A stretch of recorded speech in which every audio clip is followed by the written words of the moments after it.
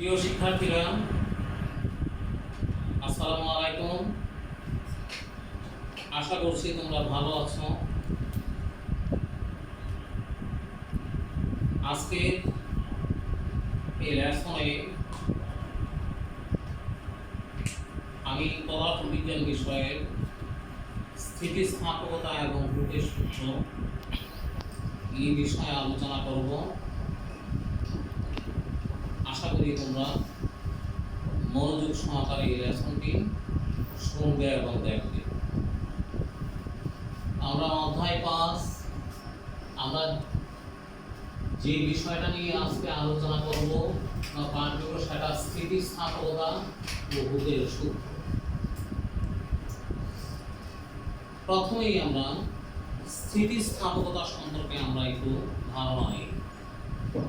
স্থিতিস্থাপকতা হলো, তোমরা অনেক সময় রাবার বা এইরকম কোনো জিনিসকে টানলে টান দেওয়া মানে বল প্রয়োগ করা। বল প্রয়োগ করলে সেটা কি হয়?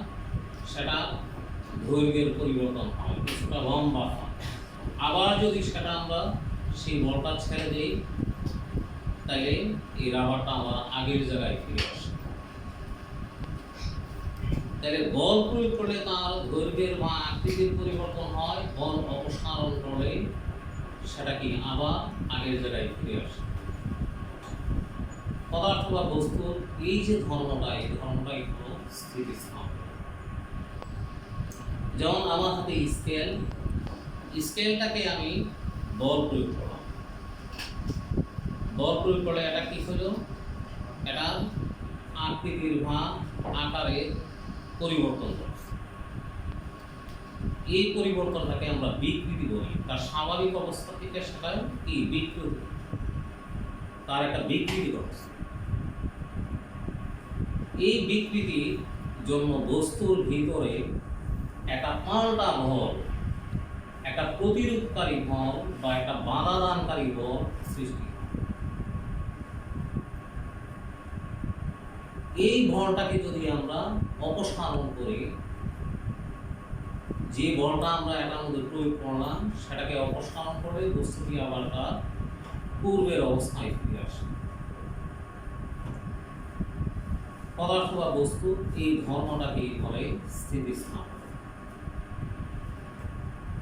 এখন কতটুকু বল প্রয়োগ করা যাবে তারও একটা সীমা আছে।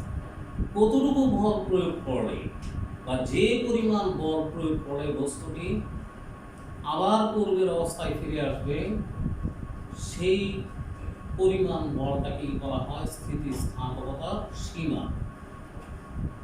যদি আমরা স্থিতিস্থাপকতার সীমার চেয়ে বেশি বল আমরা প্রয়োগ করি, তাহলে বস্তুটি আর পূর্বের অবস্থায় ফিরে আসবে, অর্থাৎ বস্তুটির একটি স্থায়ী বিকৃতি ঘটবে।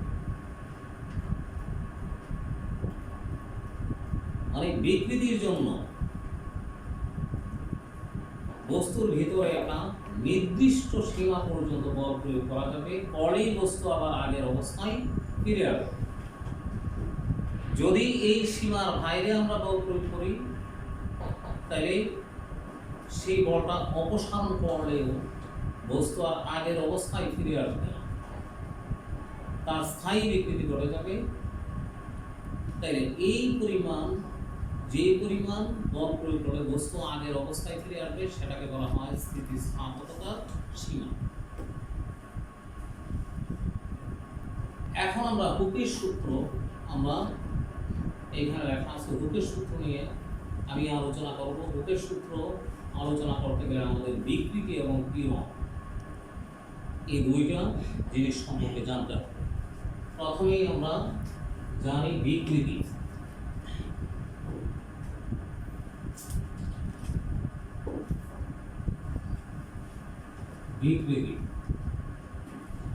বিকৃতি হলো কোনো বস্তুর উপর যদি বাইরে থেকে বল প্রয়োগ করা হয় বা কোনো বস্তুর উপর বল প্রয়োগ করে বস্তুটির দৈর্ঘ্য বা তার আকারের পরিবর্তন করে।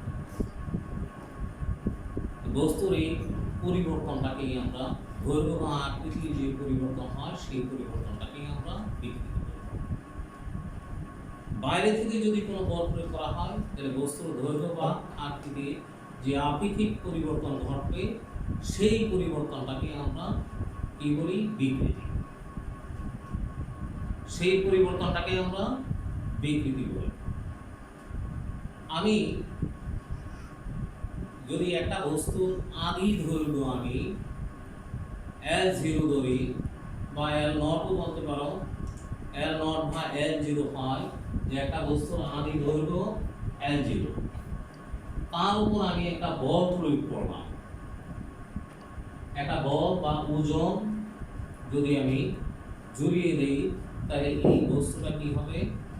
দৈর্ঘ্য বৃদ্ধি পাবে। ধরে নিলাম এই দৈর্ঘ্যটা যদি L1 হয়, তার আদি দৈর্ঘ্যটা L0, দৈর্ঘ্য বৃদ্ধি পেয়ে যদি L1 হয় তাহলে এই ক্ষেত্রে বিকৃতি হবে, বিকৃতি সমান সমান L1 মাইনাস L0 বা L0 বাই L0। তাহলে বিকৃতি সম্পর্কে আমাদের ক্লিয়ার। কোনো বস্তুর উপর যদি আমরা বল প্রয়োগ করি তাহলে বস্তুটির দৈর্ঘ্য বা আকৃতির যে আপেক্ষিক পরিবর্তন ঘটে সেটাকে আমরা কি বলি? বিকৃতি বলি। একটি বস্তুর আদি দৈর্ঘ্য যদি L0 হয়, তার উপর বল প্রয়োগ করে বস্তুটি যদি দৈর্ঘ্য বৃদ্ধি পেয়ে L1 হয় তাহলে সেই ক্ষেত্রে বিকৃতি হবে L1 minus L0 by L0। এখন বিকৃতির কোনো একক নেই। কেন একক নেই? একই জাতীয় দুইটি রাশির তুলনা, যেমন দৈর্ঘ্যের একক যদি আমি এখানে মিটার ধরি, দৈর্ঘ্যের একক মিটার, তাহলে এখানেও মিটার, তাহলে মিটার মিটার কি কাটা, এই কারণে বিকৃতির কোনো একক থাকে না। তাহলে বিকৃতির সমান আমরা জানলাম কি? L1 ষাট দৈর্ঘ্য মাইনাস আদি দৈর্ঘ্য ভাই আদি দৈর্ঘ্য। এখন আমরা জানবো পীড়ন। পীড়ন একক ক্ষেত্রফলে, কোন বস্তুর একক ক্ষেত্রফলে বিকৃতির জন্য যে প্রতিরোধকারী, বস্তুর ভিতরে যে প্রতিরোধকারী ভর বা পাল্টা ভর বা বাধাদানকারী ভর সৃষ্টি হয় সেটাই পীড়ন। একক ক্ষেত্রফলের কোন বস্তু বিকৃতির জন্য তার ভিতরে যে প্রতিরোধকারী ভর বা পাল্টা ভর বা ওই বিকৃতির বাধাদানকারী যে বল সৃষ্টি হয় সেটাকেই পীড়ন বলে। একক ক্ষেত্রফলে বা এক ক্ষেত্রফল বিশিষ্ট কোনো বস্তুর উপর যদি আমি বল প্রয়োগ করি, ওই বল প্রয়োগের ফলে বস্তুটির বিকৃতি যদি ঘটে, আর সেই বিকৃতির কারণে যদি এক প্রতিরোধকারী বল সৃষ্টি হয় তাহলে সেই ক্ষেত্রে পীড়ন হবে, পীড়ন সমান সমান হবে, কথা মধ্য দিয়ে শোনো, পীড়ন সমান সমান হবে F/A। মানে এক ক্ষেত্রফল বিশিষ্ট কোন বস্তুর উপর বল প্রয়োগ করলে যদি বস্তুটির বিকৃতি ঘটে তাহলে ওই বিকৃতির কারণে বস্তুর ভিতরে যদি এক প্রতিরোধকারী বা পাল্টা বল সৃষ্টি হয় তাহলে সেই ক্ষেত্রে পীড়ন হবে কি? পীড়ন F/A, অর্থাৎ বল ভাই ক্ষেত্রফল, বল বাই ক্ষেত্রফল। তাহলে পীড়নের কিন্তু একক আছে। পীড়নের একক কি? বলের একক নিউটন আর ক্ষেত্রফলের একক মিটার স্কয়ার। তাহলে পীড়নের একক হবে নিউটন পার মিটার স্কয়ার, যেটাকে আমরা কি বলি? প্যাসকেল। চাপের একক, যেটাকে আমরা কি বলি? চাপের একক, প্যাসকেল। আর আমরা চাপের একক জানি কি? প্যাসকেল। চাপ সমান কি? বল বাই ক্ষেত্রফল। তাহলে পীড়ন এবং চাপ একই জিনিস, তাই না? পীড়নের একক এবং চাপের একক এক। এখন আমরা হুকের সূত্রের সাথে বিকৃতি এবং পীড়ন দুইটা জড়িত। এই বিকৃতি এবং পীড়নকে আমরা একটা সম্পর্কের মাধ্যমে প্রকাশ করতে পারি। সেই সম্পর্কটাকে আমরা একটা সূত্র বলি, সেই সূত্রটার নাম হুকের সূত্র। পীড়ন এবং বিকৃতিকে আমরা যেই সম্পর্কের মাধ্যমে প্রকাশ করি সেই সম্পর্কটাকে হুকের সূত্র বলে। হুকের সূত্রটা হলো স্থিতিস্থাপক সীমার মধ্যে পীড়ন বিকৃতির সমান। স্থিতিস্থাপক সীমার মধ্যে পীড়ন কি বিকৃতির সমান হবে। অর্থাৎ আমরা যদি এটা লিখি স্থিতিস্থাপক হুকের সূত্রটা, হুকের সূত্র সেটা হলো স্থিতিস্থাপক সীমার মধ্যে কি স্থিতিস্থাপক সীমার মধ্যে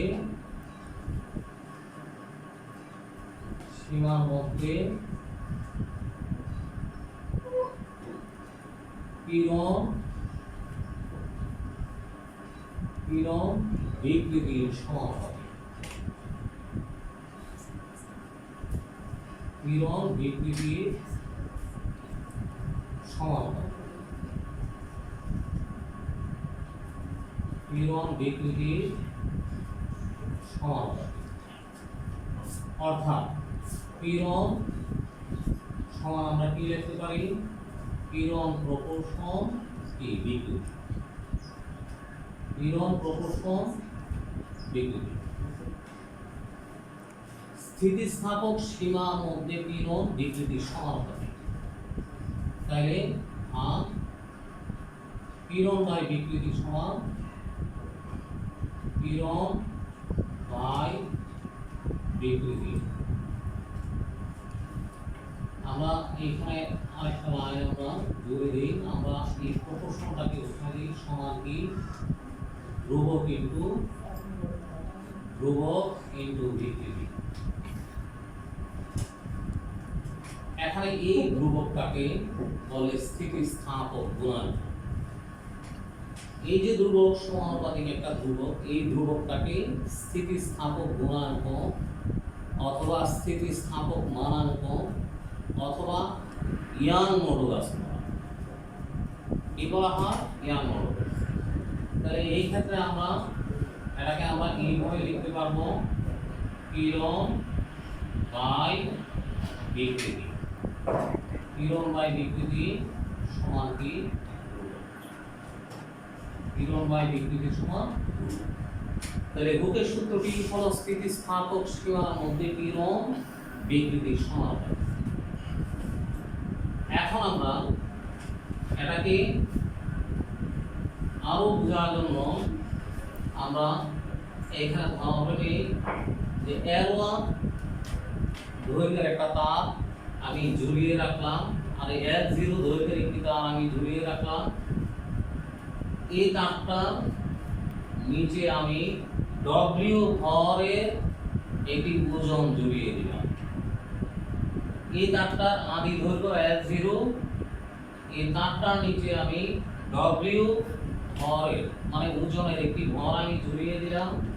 ঝুলিয়ে দিলে এই ভরটা কি করবে? ওজনটা নিচের দিকে টানবে, আর এই তারের ভিতরে কি হবে? উপরের দিকে একটা প্রতিরোধকারী ভর বা পাল্টা ভর সৃষ্টি হবে।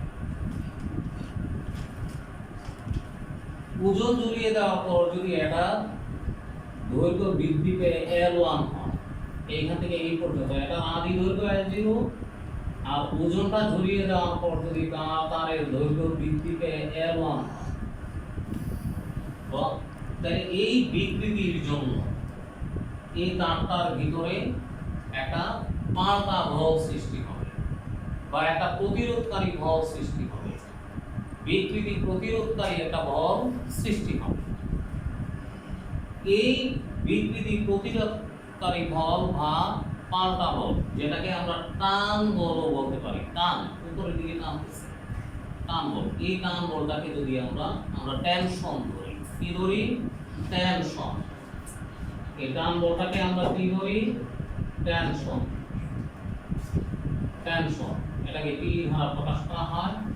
এটা আমরা তাহলে এই ক্ষেত্রে বিকৃতিটা হবে কি আর এই পীড়ন হবে, এই ক্ষেত্রে পীড়ন হবে পীড়ন সমান সমান আমরা জানি বল বাই ক্ষেত্রফল। এই টান বলটাও কিন্তু বলই, তাহলে পি ভাই এ মানে টান বল ভাই ক্ষেত্রফল, পীড়ন সমান পি ভাই এ। তাহলে বিকৃতি সমান আমরা জানছি এখানে কি L1 মাইনাস L0 ভাই L0, আর পীড়ন সমান আমরা জানলাম পি ভাই এ। এখন ভোগের সূত্র অনুসারে আমরা জানি কি, ভোগের সূত্র থেকে আমরা জানি ভোগের সূত্র অনুসারে তাহলে আমরা কি জানি পীড়ন বিকৃতির সমানুপাতিক। পীড়নটা কি, পীড়ন কার সমানুপাতিক, পীড়ন বিকৃতির সমানুপাতিক। এটা আমরা ভোগের সূত্র থেকে জানি না, পীড়ন কি বিকৃতির সমানুপাতিক। তাইলে এখন পীড়ন সম্পর্কে আমরা জানি কি পীড়ন পি ভাই এ, তাহলে আমি লিখতে পারি পি ভাই এ প্রপোর্শন বিকৃতি মানে কি L1 মাইনাস L0 ভাই L0। ক্লিয়ার সবার কাছে? আমরা ভোগের সূত্র অনুসারে জানি পীড়ন প্রপোর্শন বিকৃতি, তাহলে পীড়ন সমান কি পি ভাই এ প্রপোর্শন বিকৃতি সমান L1 মাইনাস L0 ভাই L0। তাহলে এখন আমরা এই প্রপোর্শনটাকে আমরা একটা ধ্রুবক দিই, এখানে ধ্রুবক দিলে কি হবে সমান y L0 মাইনাস L1 ভাই L0। এটা একটা সমানুপাতিক ধ্রুবক, এখানে y একটি সমানুপাতিক ধ্রুবক। এই ধ্রুবকটাকে ইয়াং মডুলাস বলা হয়। এই ধ্রুবকটাকে কি বলা হয়? Young modulus. এই ধ্রুবকটার নাম, এখানে y কি একটি সমানুপাতিক ধ্রুবক, একটি সমানুপাতিক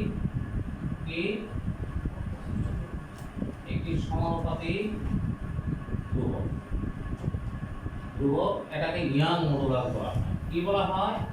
এটাকে young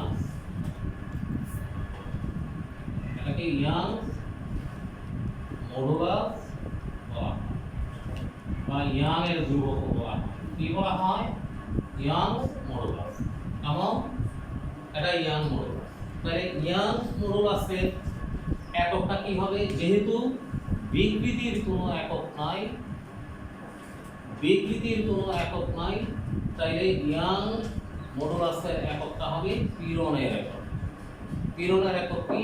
Newton per metre square. অর্থাৎ ইয়াং মডুলাসের এককটা হবে কি? Newton per metre square. Clear? তাইলে আমরা ভোগের সূত্রটা আমরা আজকে ক্লাসে আলোচনা করলাম। আমি আশা করি তোমরা বুঝতে পেরেছ। তোমরা বাসায় এটা নিয়ে আরো চর্চা করবে, আরো ক্লিয়ার হবে। আর এই সূত্রটা দিয়ে আমরা অনেক গাণিতিক সমস্যারও সমাধান করতে পারি। এই বলে আমি আমার আজকের পাঠদান শেষ করলাম। সবাইকে ধন্যবাদ।